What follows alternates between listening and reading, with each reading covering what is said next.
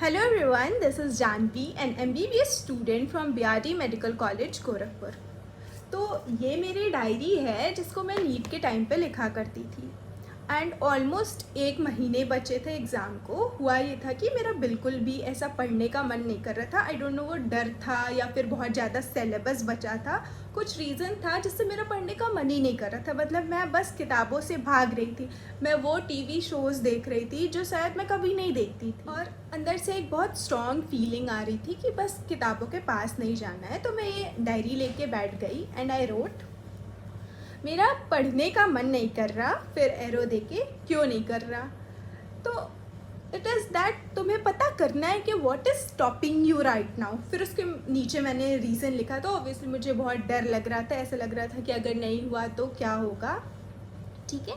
और ये डर इतना बढ़ गया था कि मुझे पढ़ने ही नहीं दे रहा था। इट वॉज लाइक कि क्या ही कर लोगी 30 दिन में, सिर्फ 30 दिन ही तो है।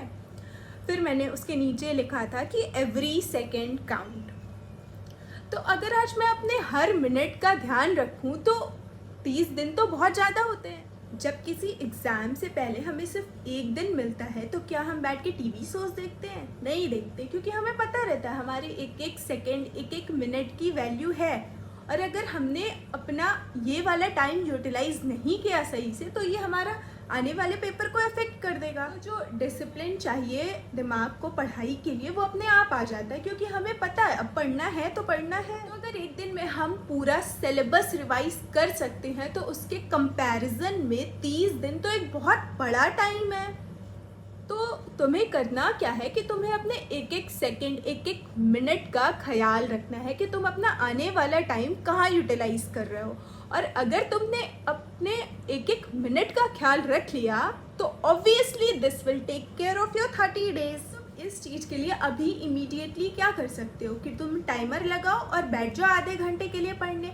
पूरे फोकस के साथ पढ़ो और फिर देखो कि 30 मिनट में तुम कितना कुछ कवर कर पा रहे हो। कभी कभी क्या होता है कि एक गिल्ट होता है अंदर से, जैसे एग्ज़ाम ख़त्म होते ही हम तुरंत तो पढ़ने बैठ नहीं चाहते हैं, और एग्ज़ाम के पहले हमारे एक मोमेंटम बना होता है पढ़ाई का, तो फिर वो मोमेंटम टूट जाता है। तो फिर वापस से उस पढ़ाई वाली साइकिल में जाने के लिए हमें थोड़ा टाइम लगता है। ओके, तो बहुत दिन हो गए हैं और तुमने बहुत दिनों से कुछ पढ़ा नहीं है, तो can you do something about it now? नहीं, क्योंकि टाइम तो जा चुका है, अब उस टाइम को वापस तो लाया नहीं जा सकता है।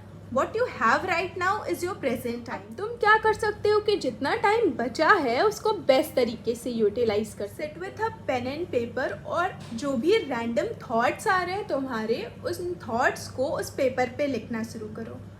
स्टार्ट थिंकिंग ऑन पेपर कि क्या इशू है और एग्जैक्टली तुम उस इशू को सॉल्व करने के लिए क्या कर सकते हो। तुम्हें क्या करना है कि एक पेपर लेना है, उसको 2 पार्ट्स में बाइफरकेट कर देना है। फिर एक साइड तुम्हें तुम्हारे लाइफ में जो भी इश्यूज चल रहे हैं उसे लिखना है, दूसरे साइड तुम्हें लिखना है कि तुम उस इशू के बारे में क्या कर सकते हो।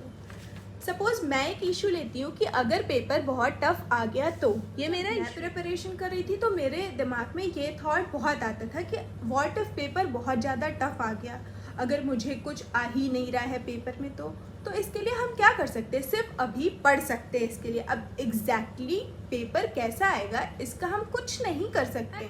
नहीं कर सकते हैं तो नहीं कर सकते हैं। दिमाग में उन चीज़ों के लिए स्पेस क्रिएट करना ही नहीं है जो हमारे हाथ ही में नहीं है। जो चीज़ें हमारे कंट्रोल में नहीं है वो हमारे दिमाग में नहीं होनी चाहिए। एंड द नेक्स्ट थिंग है, सपोज मेरा इशू है कि मैंने कोई टाइम टेबल बनाया है जो फॉलो नहीं हो रहा है, तो हाँ, इसको सॉल्व कर सकती हूँ मैं अपना टाइम टेबल और फ्लेक्सिबल कर सकती हूँ। तो तुम्हें क्या करना है, बेयर मिनिमम या बेबी स्टेप जो भी उस इशू को सॉल्व करे उसके सॉल्यूशन में लिख देना है, ठीक है। और तुम्हें खुद से बैठ के एनालाइज करना पड़ेगा ये चीज़ें। कोई ऐप तुम्हें बॉदर कर रहा है तो अनइंस्टॉल कर दो ना उसे, क्या ही हो जाएगा अगर 2 महीने तुम उस ऐप को नहीं यूज़ करोगे।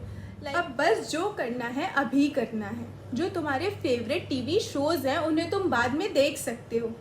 जिन दोस्तों से तुम्हें मिलने का मन कर रहा है उनसे तुम बाद में भी मिल सकते हो। सब कुछ बाद में हो सकता है, लेकिन जो तुम्हारी बुक्स हैं उन्हें तुम्हें बाद में नहीं पढ़नी है।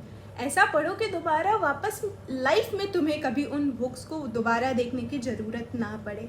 Everything else can wait. So या आज के वीडियो के लिए सिर्फ इतना ही। This is Janvi Tripathi signing off. See you super soon.